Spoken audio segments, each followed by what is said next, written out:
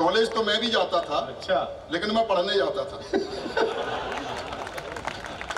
प्रयास मैंने भी किए, कोई प्रेमिका हो, भाई हो सकता है इनको दिखी हो प्रेमिका की नीली नीली आंख, तो वैसा लिख दिया। मुझे तो उसके बाप की लाल पीली पहले ही दिख गई थी। काफी ज्ञान बांटा जा चुका है और इतना बांटा जा चुका है कि दो संत महात्मा बैठे थे, वो चले गए। शानदार कविताएं हो गई। पद्मिनी ने बहुत शानदार गीत पढ़ा, आपने सुना। उसकी डायरेक्ट चांद से बातचीत हो रही थी। मैं इस तरह की कविताएं नहीं सुना पाऊंगा। हाँ। अच्छा, छोरों को समझ में आ गया कि अपने मतलब का आदमी आ गया। अब बताओ, मैं तुम्हारी बात कर रहा हूं, ये सारा क्रेडिट खुद ही ले रही थी कि हमारा सिंदूर लुट गया, अब मरे हम।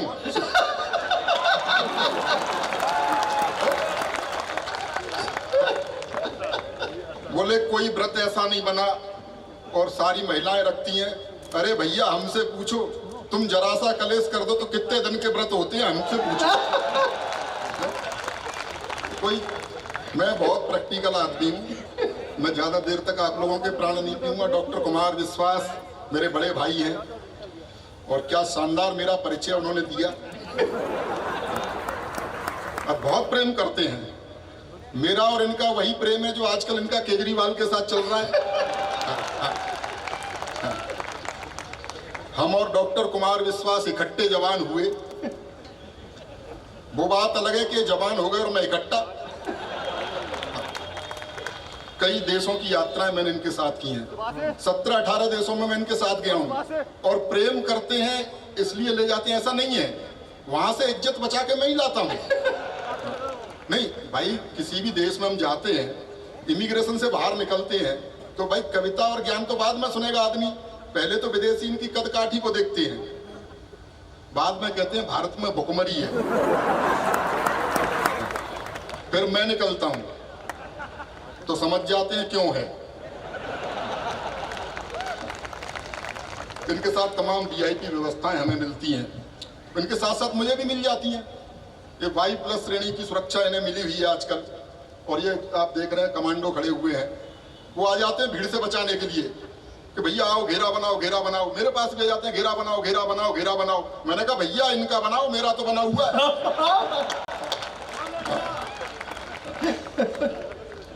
इन्होंने प्रेम के मुक्तक लिखे, मैं भी चाहता था कोई प्रेम प्यार की कविताएं लिखे, मैं भी इनकी तरह अच्छी कविताएं लिख पाऊं, लेकिन ऐसा नहीं है। मेरा मानना ये है ये प्रेम प्यार की कविताएं कोई खास बात है नहीं, ये कॉलेज टाइम में जो कुछ हरकतें की गई होती हैं उसका काव्यानुवाद है। हाँ। कॉलेज तो मैं भी जाता था। अच्छा। लेकिन मैं पढ़ने जाता था। प्रयास मैंने भी किए, कोई प्रेमिका हो, भाई हो सकता है इनको दिखी हो प्रेमिका की नीली नीली आंख, तो वैसा लिख दिया। मुझे तो उसके बाप की लाल पीली पहले ही दिख गई थी। ऐसा नहीं कि प्रेम में सब कुछ ठीक ठाक चलता, जैसा ये बता रहे थे, जैसा पद्मिनी सुना रही थी। प्रेम में कभी कभी परिणाम दूसरी तरह के भी निकल के आते हैं। युवा पीढ़ी के लोग यहाँ बैठे हैं, कभी कभी परिणाम दूसरी तरह के भी निकलते हैं। अखियां लड़ गई, वाह नहीं, परिणाम सुनो। अखियां लड़ गई, एक पल्ले पड़ गई, बात बढ़ गई, दिमाग को चढ़ गई, मेरी जिंदगी में एक कहानी और गढ़ गई। इजहार किया तो 3-4 जड़ गई, महीनों की आशिकी मिनटों में झड़ गई। बहुत अच्छे, वाह वाह वाह। मैं समझ रहा हूँ काफी लुटे पिटे लोग बैठे हैं, बहुत लोगों का बजट बिगड़ा हुआ है। इन्होंने प्रेम के मुक्तक लिखे, मैंने कुछ तुक्तक लिखे हैं। हाँ, तुक्तक। हाँ, वो आप तक पहुंचाना चाहता हूं। और मैं बहुत सीधा सरल लिखता हूं। क्या शानदार कविता पढ़ी भाई पारिक ने, क्या हो गया? मैं कर लूंगा भाई, पहले मैं यही करता था।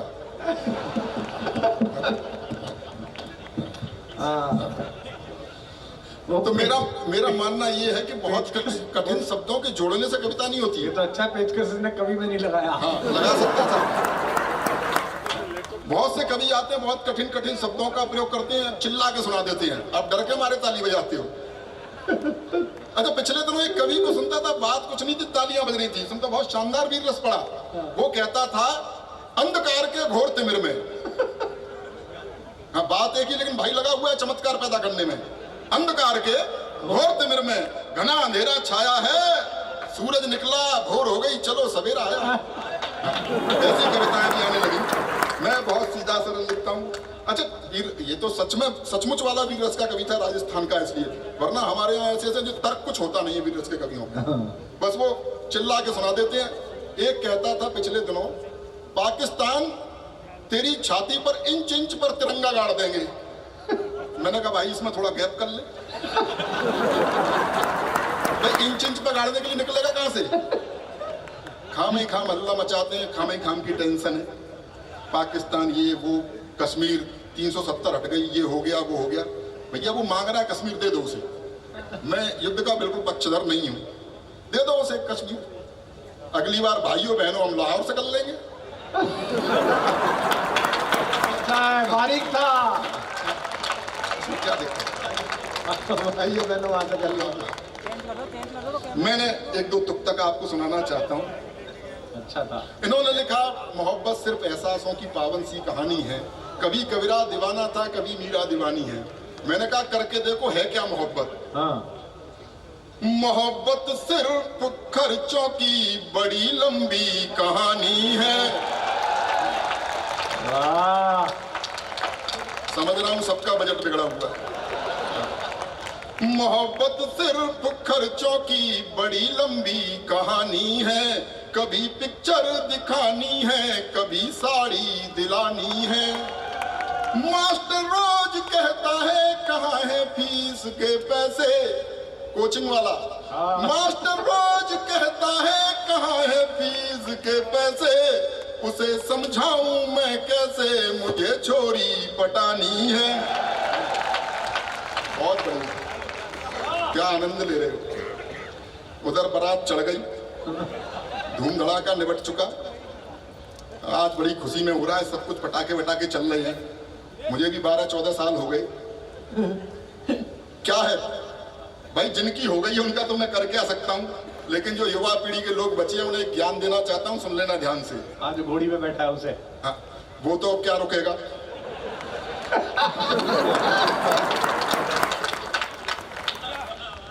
ये बीवी तो मुसीबत की ही लेकर आएगी आंधी। सच बता रहा हूं, जैसे विवाहित महिला की पहचान होती है भारतीय महिला की कि उसके गले में मंगलसूत्र यहां तक लटका होता है, विवाहित पुरुष की भी पहचान होती है विधायक जी, उसकी गर्दन यहां तक लटकी होती है। ये बीवी तो मुसीबत की ही लेकर आएगी आंधी, गुलामी में ही जियोगे न कुछ कर पाएंगे गांधी। अरे कुछ सीख लो अपने बड़े सलमान भाई से, सलमान खान।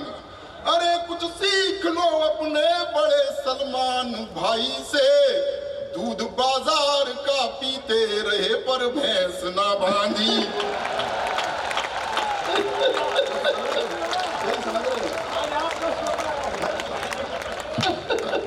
मैं समझ रहा हूं पढ़े लिखे लोग हैं, कितना भी वंश मोर कर लो उसमें डेयरी का पता फिर भी नहीं आएगा। डेयरी का ब्याह हो गया, राजस्थान में हुआ था। चलिए, युवा पीढ़ी के लोग हैं, मस्ती मजाक बहुत हो गई। डॉक्टर कुमार विश्वास, हम चौहलबाजी कितना भी करना बहुत प्रेम करते हैं मुझे। डॉक्टर कुमार विश्वास हिंदी काव्य मंच का वो कोहिनूर है जिसके पास बैठ करके हम जैसे कंकड़ पत्थर भी कवि हो गए।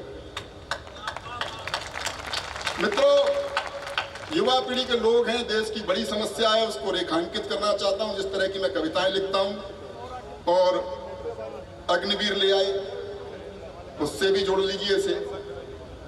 सेना की भर्ती की लाइन में खड़े एक बूढ़े को देखकर, सेना की भर्ती की लाइन में खड़े एक बूढ़े को देखकर ऑफिसर गरमाया।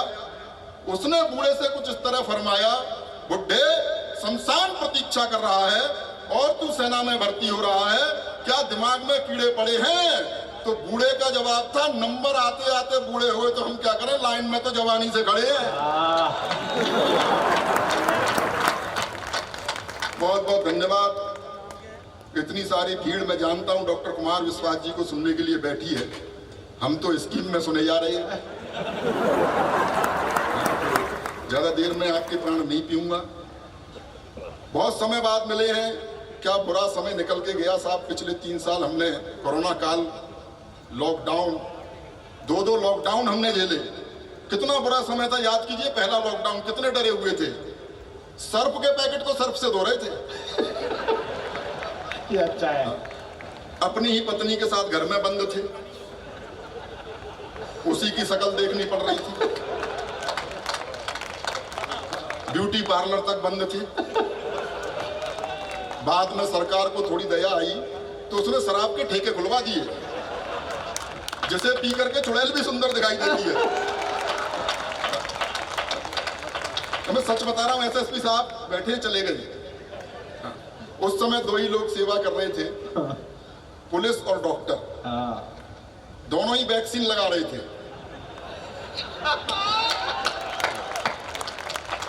डॉक्टर पूछ भी लेता था कि पिछली बार किधर लगी थी, पुलिस ये भी नहीं पूछती थी। ऐसे में मेरी पत्नी बोली, सुनो जी मेरी लिपस्टिक खत्म हो गई है, मेरी सहेली के घर से एक लिपस्टिक ले आओ। और बाहर पुलिस। मैंने कहा तेरे जरा से होठ लाल करने के चक्कर में पुलिस मेरा क्या क्या लाल करेगी।